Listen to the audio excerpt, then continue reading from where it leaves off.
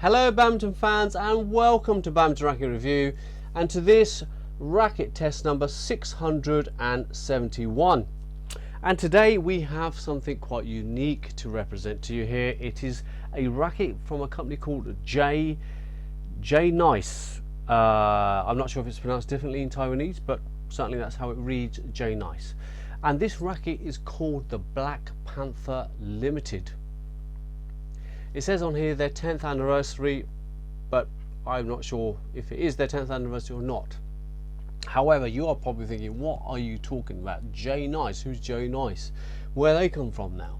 Well, we've been in discussion with Jnice for quite some time, and they sent us some products samples, and I have to say the initial impression was the quality was way better than we were expecting it to be, but then that shouldn't be such a big surprise, because rackets manufactured in Taiwan, even Jnice rackets or Victor rackets manufactured in Taiwan, they are high quality rackets. The Taiwanese manufacturing process is every bit as good as the Japanese manufacturing process, so shouldn't be shocked that we've received a racket built the way this is built. Now let's go section by section here. Firstly, let's talk to you about price and availability. So one of the issues when we try rackets is how are people going to get hold of it. That's one of the things we have to try to face quickly and deal with quickly. So the Jnice Black Panther Ltd, we will sell this into Europe. In actual fact, we will sell this at the moment to most of the world. It's on for sale at our racket sales site at www.badminton-racket-review.com. The price is about $94.99, and let me tell you, if you think that's expensive, wait till you get the racket in your hands. It is really well manufactured.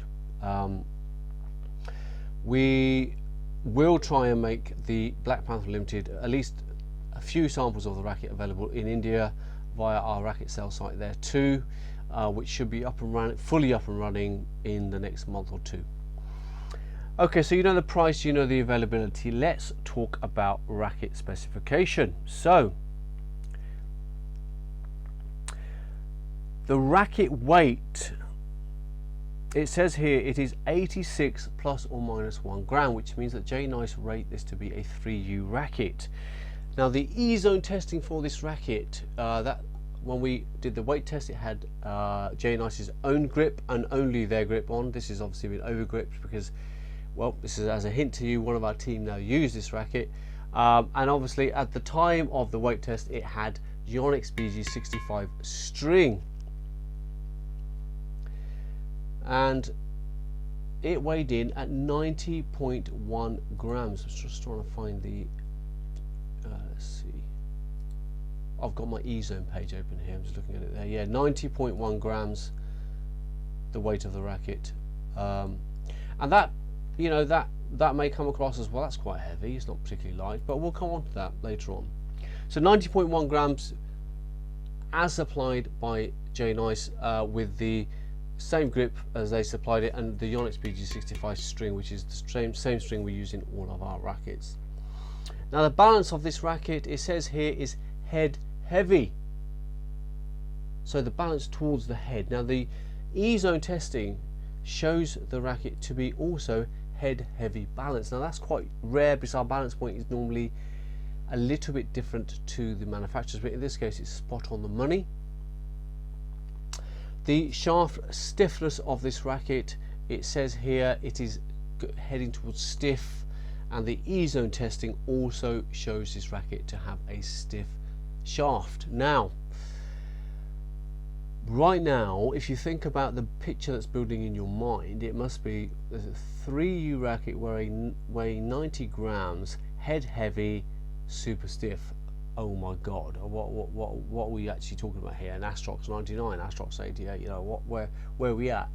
But it's an interesting situation, and how they've constructed this racket has made a difference into how it performs. Other information that is helpful to you: 30 pounds maximum string tension. It uses it says on it somewhere, doesn't it? It says nano pebble, but nano pebble is not particularly helpful, but I can tell you it does use carbon in the manufacturing, and graphite in the manufacturing process of this racket. And the racket, as I already said, is made in Taiwan. Now that is something to consider, because Taiwanese rackets are never cheap, because the manufacturing process is not cheap. Nothing else. I think the grip size, does it tell us a grip size? Have we got a grip size? We haven't got a grip size. Do we have a grip size? No grip size. Okay. In terms of design, right, well, you haven't got loads of colour on there, but then, you know, the racket is called the Black Panther. I'm not sure if it's inspired by the Avengers Marvel movies or not, but it is called that, and therefore it is, there's a lot of black going on here. It's really amazingly executed, some really intricate paintwork. You know, it looks like there's sort of a carbon finish underneath the racket here. Nothing huge, no huge graphics, but what you do see, you see really well. They also have a serial number printed so clearly, it's actually the clearest one. You can read it without trying. Even from quite a distance I can read what that says, and that just shows you the print quality and the manufacturing process of this racket is superb. But take a look at the design for yourself in these close-up pictures and see what you think for yourself.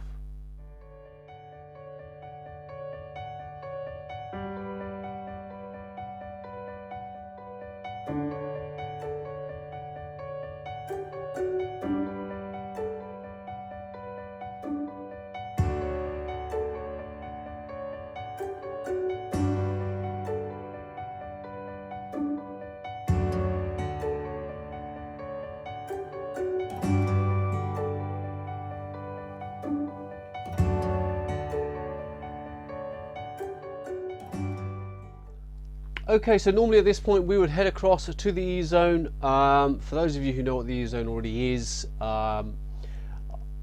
you don't need to worry about that. For those of you who don't know what I'm talking about, stay tuned and we will talk to you about the E-zone and what it represents. But before we go to the E-zone testing, there are two things I'd like to talk about. Firstly, there's three things actually. First of all, we don't do the control test anymore where we do a drop shot. So we do the drop shot, the shuttle went into a bucket and we would score according to where the shuttle landed, because our E-zone members have said that they would prefer us to choose a different way of scoring the control test. So we now score the control test from court testing the shuttle in various different positions, doing drop shots from the front, from the back, from the side, overhead, and so on and so forth. That's one. Number two, next year, 2020, the E-zone is going to change. We are going to incorporate 5 new areas of scoring for the E-zone, which will give you an even more elaborate understanding of each and every racket. We think this is going to be huge in terms of helping people to understand rackets, and therefore increase the chances of you finding your perfect racket even more. And thirdly, we've changed the format of our videos now on YouTube. Rather than going to the E-zone testing, I am now going to talk to you about our conclusion on this racket, so that those of you who are regular subscribers who already know what the E-zones are already about don't need to wait right till the end for the conclusion of the racket. And if you do still want to see the smash and maneuver tests, you can stay tuned to see those. So what do we think of this Black Panther? Well, like I said to you already, it scored a very respectable score within the E-zone. Trying it out on court, when I saw that the racket was 90.1 grams, had a stiff shaft and was head heavy, I thought to myself, I'm going to have a stiff shoulder for sure, because as a player, I just don't, my shoulder and my elbow just don't get on well with that combination of racket. But when I went on and tried it, it was phenomenal, and I was genuinely shocked. Now, what makes it different? Now, if you look at and one of the things that is notable to me, and they've advertised, is that they have created a longer than normal handle Now you might think, well, how does that help? Well, if you're going to create a long handle, that extra length has to be made up somewhere across the racket, because you can't just make an extra long racket, it's not going to work very well. So they have shortened the shaft length. This is all very small amounts, but that's the design concept here. So when I look at I'm just looking at some comparative measurements, we have all of that on the zone. I can see that the shaft length is significantly smaller than a lot of the other rackets that we've tested. In actual fact, in the 27 rackets we tested, I can tell you that only the Victor Aura Speed 90S and the Victor Hyper Nano X900X had a shaft as short as this. Everything else, all the other rackets, were taller. So no, actually the NanoFlare Drive and the Voltric L11DG also had a similar length. So that's 4 or 5 rackets out of the 27 we tested. So it's not a design that's never been done before, but it does create a racket experience that is quite unique to this racket, because I don't think I've used a 90-gram racket for quite some time now, because I've never seen the point of carrying the extra weight when lighter rackets will do the same job.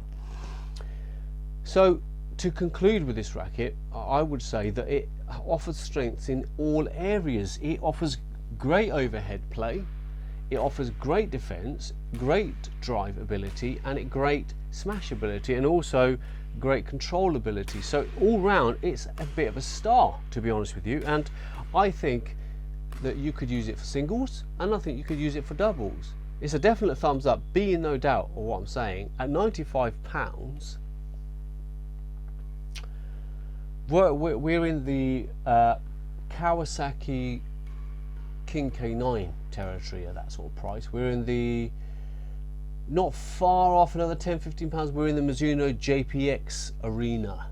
You know, we're slightly a price point above the NanoFlare 270, and we're way cheaper than the NanoFlare 7 or 800s. We also, there's a couple of Adidas rackets that are in this price point. The Kawasaki Honor S6 is slightly cheaper, but not that far off here. So what do we think of this racket? I tell you something, that I think that in the 680 rackets that we've tested, I don't think, or I don't recall anyway, that I've tried a 3U racket that plays the way this plays. It does not behave like a 3U racket. The last racket I can recall feeling like this about was the Adidas Duo Force, and that was a really headlight racket. This is not, but it's still, its airspeed defies logic. Its ability to get through the air so quickly. I mean, it does say on here it has a 7.5mm hyper shaft. I don't know what the hyper point about, but it doesn't. I've seen thinner shafts than this. It does say it's a slim frame, and it is a really slim frame, but it's just quick. It is quick. Try the racket out. The only thing you're going to have to be careful of is timing. I didn't find it difficult to time with. The team didn't find it difficult to time with, but you do need to spend and be patient. Don't walk on court after using your Bros racket or using your Yonex racket or your leaning or whatever you're using, and walk on court and think, yeah, bang on the money. You may need to give it some time, but trust me, for somebody who can't play with heavy rackets because my shoulder starts to hurt, somebody who can't play with really stiff rackets because I just find them like playing with cricket bats, this racket is phenomenal. It's a definite thumbs up. You're not going to be disappointed with the quality of the racket. A, you're not going to be disappointed with the performance of the racket. B, you're not going to get the biggest smashes on the planet, but you're going to get good smashes, powerful smashes that will get through and win points for you. So all round, it actually is pretty phenomenal, and I would have to say you must try it. You must try it. I genuinely wasn't expecting this racket to perform the way it has. Well done, Jnice. Congratulations on producing a brilliant racket and producing such a high quality racket. Its production quality is no less than Goosen's, Li-Ning's, Yonex higher end. It's no less than that. Don't think for a second it's any less than that. It may not have the design aspects of a Kawasaki, but every other part of this racket is superb. I think you got the message. Okay, before I go on to the E-Zone, thank you for everybody who tunes into our channel. Thank you for all the likes, thank you for all the shares. Badminton Racket Review memberships now on the E-Zone, reaching over 118 different countries. Absolutely phenomenal year 2019 for the E-Zone, and more to come from Badminton Racket Review. This is very early in our lifespan. We're going to do more for the badminton community as we go forward. Website is going to change and do more for the community there. Training videos are going to get incorporated over time. We're going to have a spot where you can add your club so other people can find you. It's a free of charge service, so just add it in and people will be able to find your club. So trying to every way we can to assist badminton across the planet and make it a more popular sport. And it's, you know, all of this effort is motivated by the support you're giving us. Thank you very much for that. And as I keep saying in the last videos and in these videos, keep leaving your reviews on rackets. Even if you disagree with our views, it doesn't matter. As long as what you're saying is helpful to the channel, to other players, leave the reviews. E-Zone members, leave reviews on the E-Zone. So important. Please start to do that. Otherwise, thank you very much. I'm going to go on to the E-Zone now and talk to the viewers about the E-Zone and show the E-Zone smash and maneuver. Stay tuned if you want to see that. If you don't, nice to have you. We'll see you on the next video. For those of you who are staying, the E-Zone is a platform created by Badminton Racket Review. You can see it at our website at www.badmintonracketreview.co.uk. It is a platform where it allows you to compare rackets from 19 different world manufacturers, and once you have deciphered which rackets you like, you can then drill down even further into even greater detail and see information on the rackets that just simply was not available before. The E-Zone testing, the basics that you need to know is all rackets are restrung using Yonex BG65 string at 25 pounds of tension. We always use the Yonex Aerosena 30 shuttlecocks, and we use the same player for all our tests. The smash test essentially is a test where we have, and that's about the smash and maneuver test, we have 6 shots taken for each test. If we're happy with the shots, we then take, for the smash, we take the 2 highest speeds of the shuttle, and for the maneuver we take the 2 highest head speeds. We average those out, which gives us a smash speed and smash score, and also for the maneuver test a maneuver speed and maneuver score. The maneuver speed essentially is airspeed of the racket, and we have equipment which measures that in kilometers per hour. Okay, so here is the Jnice Black Panther smash and maneuver test. Straight after that we will be signing out, so goodbye for now. Stay tuned for the test and we'll see you on the next video.